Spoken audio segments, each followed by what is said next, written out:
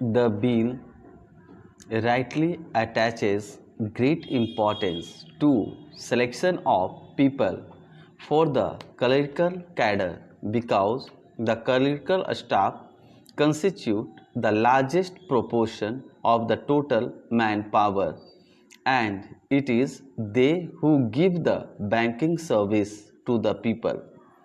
Rapid expansion of banking ensures further that many of them will soon get promotion to the officers' cadre. It has been estimated that every clerk can hope to reach the officers' cadre in 10 or 12 years' time. Every clerk is therefore a potential officer, but to be effective, recruitment should attempt to attract appropriate skills and attitude, and search for suitable talent should not be restricted to the first point of entry in the bank at the clerical level. It should also be extended to attract sufficient number of persons who possess executive skill.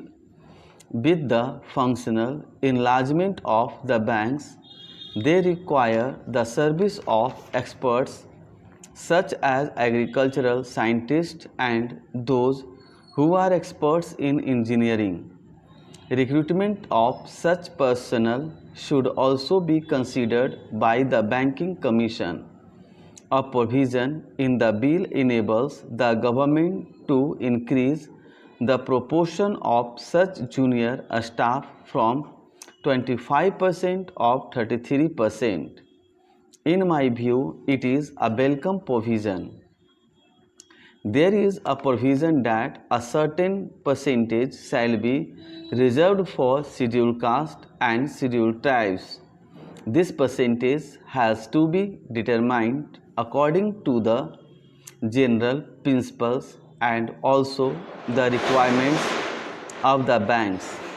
One provision says that the commission will have certain advisory functions. It is an important provision. We know how in government service very difficult problems of promotion and seniority arise. It is better that they are solved by a third body rather than the superior officers who have sometimes prejudices against people working under them. I hope this provision will be used for that purpose. I will not take any more time of the House while dilating on the details of the bill.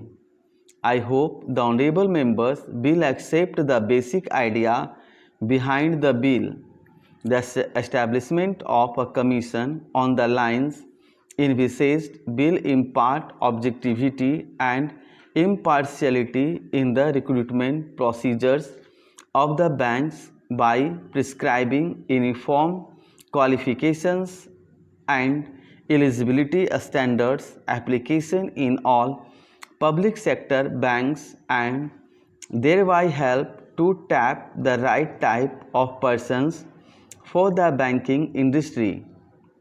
Finally, there is a last clause which says that the government may extend the provisions of this bill to other banks.